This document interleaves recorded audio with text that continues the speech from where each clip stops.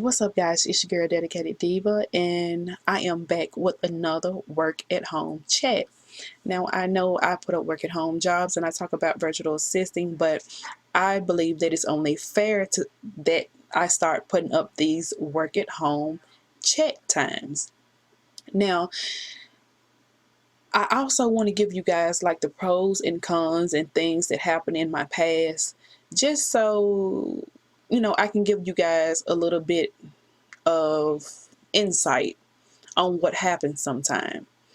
And as you guys can see in the title, this work at home chat I will be talking about working with an unorganized client. Now, I know it seems like I'm stuttering and I'm hesitating because I won't say any names. The client is not horrible, but she was very unorganized. Now, I would say this was about a year ago, and you guys would think, with all of the work at home experience that I had, that I could spot this from a mile away, but I couldn't, because I guess she was just good on talking, because she's been in I would say, the work at home field for a while also. So she approached me and she told me the things that I had to do, everything that was in the contract. I read over it. Guys, whenever you're working from home and you're going to sign a contract and it's going to have the scope of the work that you're supposed to do in that contract, if you're going to sign a contract and you don't have let's see, how can I put this? If you don't have a client to sign your contract and you sign theirs, please make sure you read everything that's included. The reason why I say this is because this client, she had put things in a contract, but it was basically like a basic contract.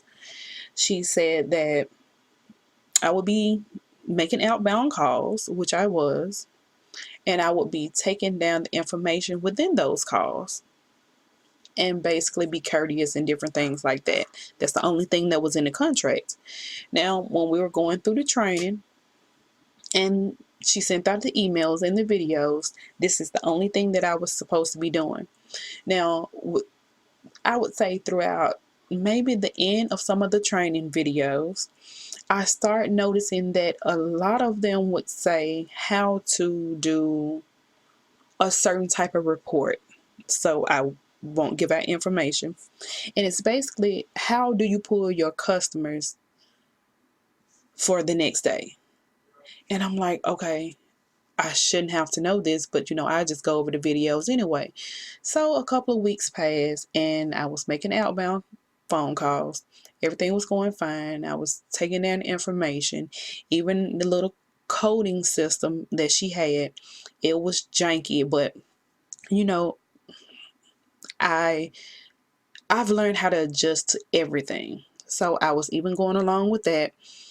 And I would say about the second or third month, she told me, okay, you're going to have to start running your own report. And I'm like, why would I have to run my own report? I'm only being paid for making the outbound calls and taking down the information. And, I asked her up front, will this be any type of extra money or anything like that? Because the way that we were getting paid at the time was per call. Whatever call you make, the call wasn't that long. But I also don't want to end up doing something that, I can be getting more money for. And she said, oh, it's only because some other people was out from work and she just needed help because she do it on her own. And I kind of understand, because she had her own small business. Me being a virtual assistant, got my own business, I understand. So I would say I did this for the next month and a half before I noticed that I was doing it. And the person that was out at the time was back. I knew that they were back because we had this certain system that we used to, chat back and forth. I let her know that I'm not pulling any more reports, because that's not part of my job description. And The only thing I'm supposed to be doing is taking outbound calls and putting the information on the sheet.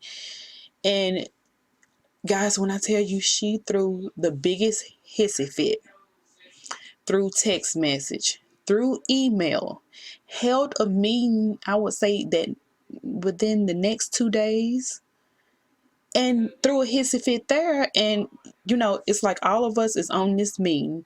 She didn't have a lot of, how can I say this, independent contractors working for her, but she had enough where, I felt some type of way, because I'm thinking in my head, you're getting mad because I'm doing something that I really don't supposed to be doing. I shouldn't have never put myself in that position in the first beginning, but I'm doing something that I really don't supposed to do, and you're getting mad.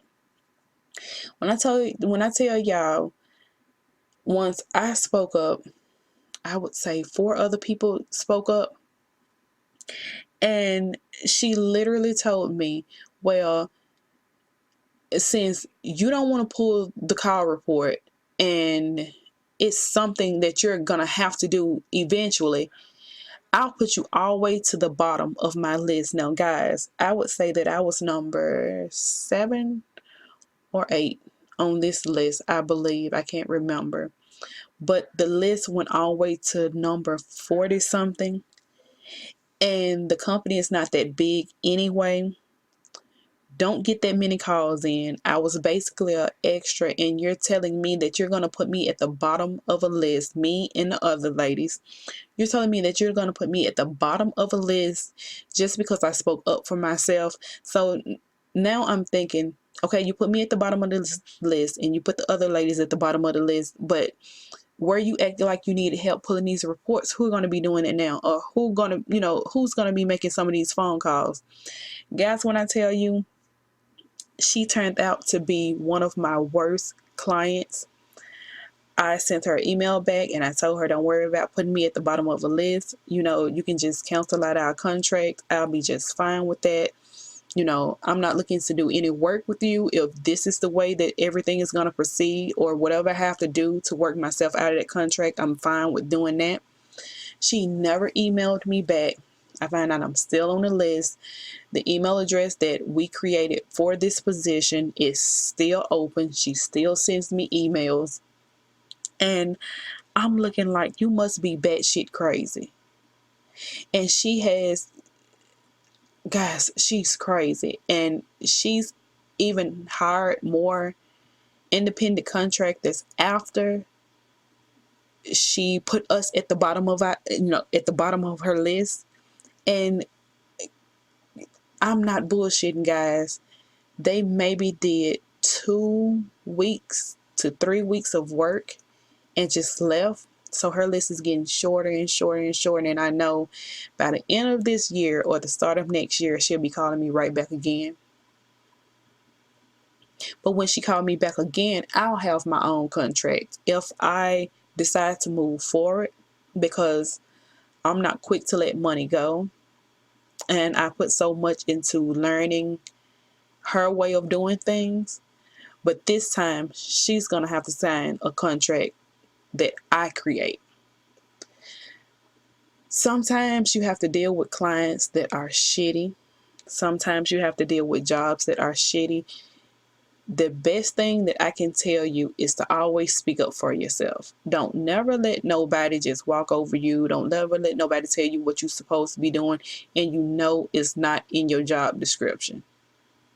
I believe that's one reason why, she couldn't push forward, or she couldn't push gas on us, just because of the fact of that was not a part of the original contract.